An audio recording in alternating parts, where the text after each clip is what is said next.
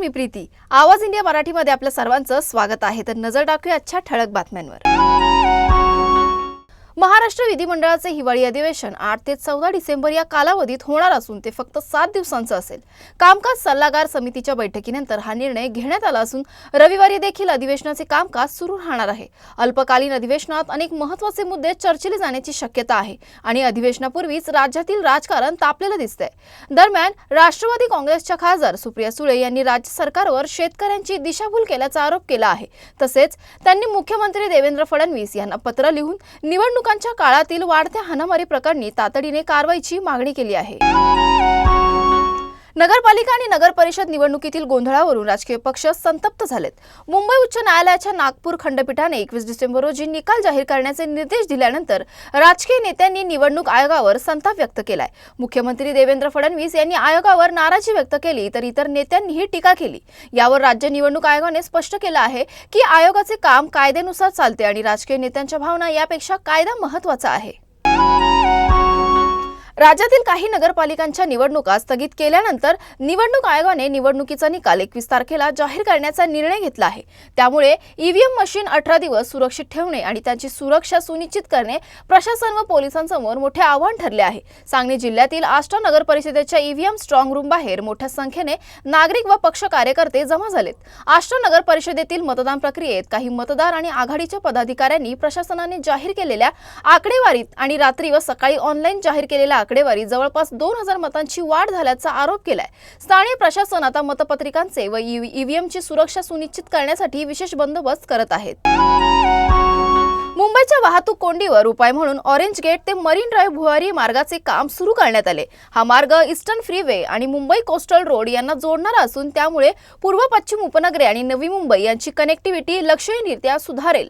MMRDAने या भुयारी मार्गाचे टनल बोरिंग मशीन लॉन्चिंग केले, ज्यात राज्याचे मुख्यमंत्री देवेंद्र फडणवीस आणि उपमुख्यमंत्री एकनाथ शिंदे उपस्थित होते.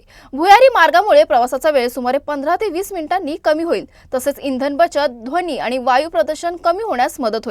या प्रकल्पाची एकूण लांबी 9.96 किलोमीटर असून त्यातील सुमारे 7 किलोमीटर भाग भुयारी मार्ग असेल. अंदाजित खर्च 18,056 कोटी रुपये असून प्रकल्प पूर्ण होण्यास साधारण 54 महिने लागू शकतात. म्हणजे तो डिसेंबर 2028 पर्यंत पूर्ण होईल अशी अपेक्षा आहे. आजचा orange gate tunnel launching shaft आज आपण सुरू केलेला आहे आणि जी ईव्हीएम आहे ती आपण लॉन्च केलेली आहे. आपल्याला कल्पना आहे की जो आपला ईस्टर्न फ्रीवे आहे या फ्रीवेवरनं आल्यानंतर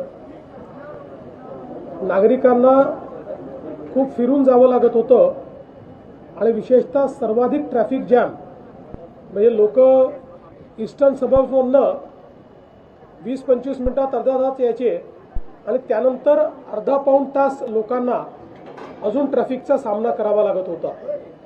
त्याचसोबत आपण जो नवी मुंबईचा एअरपोर्ट तयार केला आहे त्याच्याकडे जाण्याकरता दक्षिण मुंबईतले लोक किंवा वेस्टर्न सबर्ब्सचे लोक यांच्याकरताही एक प्रकारे खूप लांबचा पल्ला त्याच्यामध्ये त्यांना गाठावा लागत होता आणि म्हणूनच हा जो काही ऑरेंज गेट टनेल आहे याची संकल्पना करण्यात आली आहे. साधारणपणे डिसेंबर 28 पर्यंत याचं काम पूर्ण करायचं संकल्पित करण्यात आलेलं आहे. पण आमचा आग्रह आहे की ते अजून 6 महिन्यापूर्वी संपलं पाहिजे. LNTला हे काम मिळालेलं आहे. त्यांची पहिली टनेल बोरिंग मशीन ही आज आपण या ठिकाणी लॉन्च केली आहे. ती यापूर्वी देखील आपल्या ज्या कोस्टल रोड करता मशीन वापरण्यात आलेली आहे त्याच्यामुळे त्याचा अनुभव आहे आणि मला असं वाटतं की अत्यंत वेगानं हे काम ते पूर्ण करतील. हा 9 किलोमीटरचं जे टनेल आहे हा एकदम युद्ध पातळीवर जसं मुख्यमंत्री म्हणाले की 6 महिने अगोदर आम्ही अपेक्षा याची धरतोय.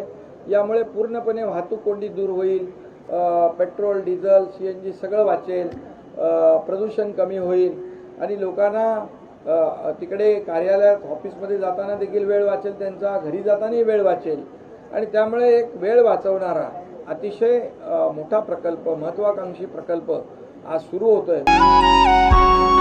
नाशिकमध्ये कुंभमेळ्यासाठी तपोवनातील झाडांची कत्तल करण्याच्या निर्णयाविरोधात नागरिकांनी मोठे आंदोलन सुरू केले। झाडे वाचवण्याची मागणी जोर धरत असताना मुख्यमंत्री देवेंद्र फडणवीस यांनी या विषयावर प्रतिक्रिया देत सांगितले की झाडे कापणे योग्य नाही आणि शक्य तितकी झाडे वाचवली किंवा रिलोकेट केले जातील। त्यांनी स्पष्ट केलं की साधुग्राम उभारण्यासाठी तपोवनाशिवाय दुसरी जागा उपलब्ध नसून 2015-16 मधील गुगल इमेजनुसार त्या ठिकाणी पूर्वी झाडे नव्हती, ती 50 कोटी वृक्ष लागवड मोहिमेत लावण्यात आली होती।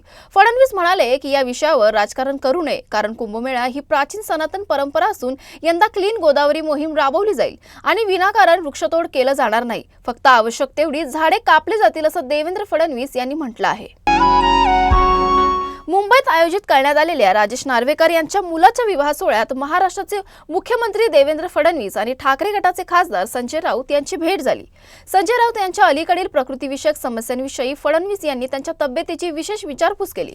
राऊत यांनी काही दिवसांपूर्वी गंभीर आजाराचे निदान झाल्याची माहिती स्वतः सोशल मीडियावर दिली होती आणि डॉक्टरांच्या सल्ल्यानुसार विश्रांती घेत असल्याचं सांगितलं होतं। तथापि तब्येतीत अपेक्षेपेक्षा जलद सुधारणा झाल्याने त्यांना अलीकडील काही कार्यक्रमांना हजेरी लावली। त्या पार्श्वभूमीवर झालेल्या या भेटी दोघांमध्ये थोडक्यात चर्चा झाल्याची माहिती समोर आली।